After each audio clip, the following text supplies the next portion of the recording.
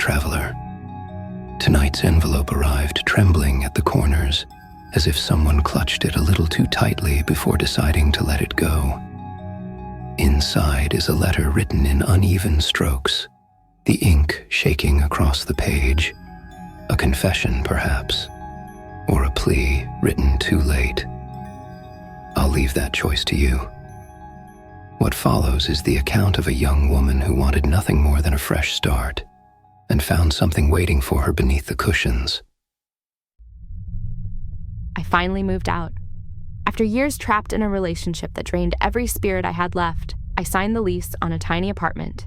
Bare walls, concrete floor, nothing inside but sunlight and the air I could finally breathe for myself.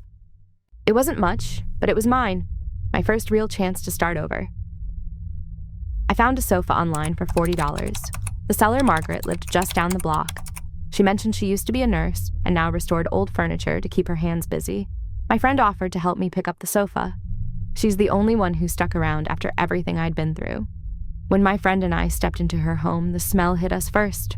Not dust or wood polish, but hospital bleach. Too clean, too precise. As we followed Margaret to the living room, I noticed a framed photograph on her wall.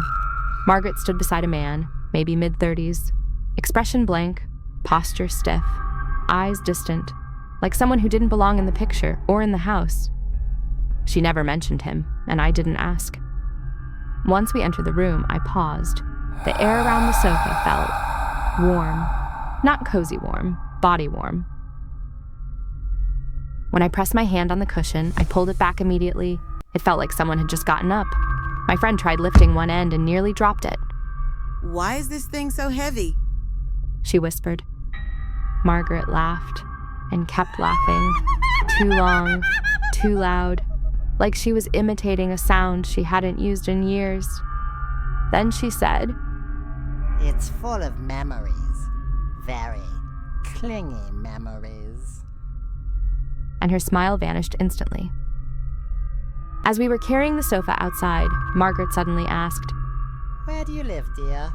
Without thinking, I said, "On the other end of the block." The second the words left my mouth, I regretted it. What was I thinking? Giving my exact location to a stranger in a house that smelled like bleach and felt like it was hiding something. But she didn't ask anything else. She just leaned in and whispered, "Whatever you do, don't sleep on the couch." And then she shut the door. I didn't have a bed yet, no mattress. Exhausted from hauling that sofa, I fell asleep on it anyway. Around 3 a.m., a sound woke me. Tap, tap, tap, soft, precise, at my window. When I sat up, a faint silhouette shifted away from the glass, just enough to make my skin crawl. For a moment, I wondered if I was dreaming, half asleep, seeing things. But the weight in my chest said otherwise. Something had been there. The next morning, my back burned. In the mirror, I froze. Dark, circular bruises, finger-shaped, dragging downward, as if someone had pressed into me from beneath the cushions. I stared too long, then forced myself to laugh it off. Fatigue, stress, a bad position. I didn't have time to think. I was already late for work. The following night, I refused to sleep on the sofa again. I sat against the wall with the lights on. At some point, exhaustion won. That night, I dreamed I was inside the sofa, not lying on it, inside it, pressed between wood beams, unable to move. Someone breathing beside me in the dark. I jolted awake, gasping, but the nightmare wasn't the part that scared me. I heard something, not tapping, not footsteps, faint murmuring, from deep inside the sofa, like someone trying to speak through a gag and layers of cloth. I told myself it was stress, a leftover echo of the dream, but deep down, I knew I didn't imagine it. The third night, I don't remember falling asleep. I woke violently to a smell, not musty, rot, like decaying meat. It was coming from the sofa. I grabbed scissors and sliced the underside. Foam burst, fabric tore. Then I saw hair, long, gray, matted. I peeled back the layers. A face stared back. A woman folded into the frame, gagged, wrists bound tight. Her skin was pale, but not rotten. Wedged between the ropes around her wrists was a crumpled scrap of paper. I warned you. When police took Margaret away, she didn't resist. She just cried. I kept her safe. I was trying to help her. They dismissed her as panicked or confused or guilty. A detective came that night. His voice was tight. The woman you found, she wasn't long dead. How long? I asked. 2, maybe 3 days. Someone kept her alive, barely conscious, heavily sedated. Alive, while I slept above her. Alive, as bruises bloomed on my skin. Alive, trying to whisper through the cushions.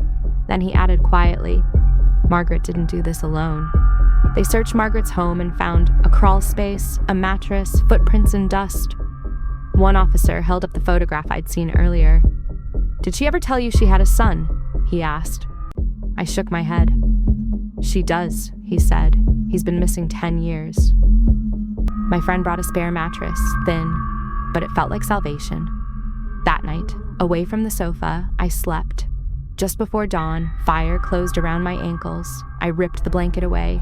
Fresh bruises, deep, finger-shaped, locked tight around both legs. They weren't pulling me into the sofa anymore. They were dragging me toward the foot of the mattress, like she was still reaching, like she wanted me to follow her down. I didn't hear tapping that night. No footsteps, no whispers. Which means the woman in the sofa, I think she latched onto me, and she doesn't want to let go. That was the last line she wrote. Police records confirm the body. So does the arrest, but they cannot explain how long the woman in the sofa suffered. Nor can they explain the footprints found beneath Margaret's floorboards and a map of the buyer's street circled again and again. The sofa is gone. Margaret is in custody, but the bruises on her ankles appeared after both were taken away. Tell me, traveler, who do you think was pulling her? Ghosts or guilt? If this letter unsettled you, ink your thoughts in the comments. The archive pays attention to everyone who dares to write back. Return next week. Another envelope arrived this morning. Its seal cracked and something wet smeared across the back.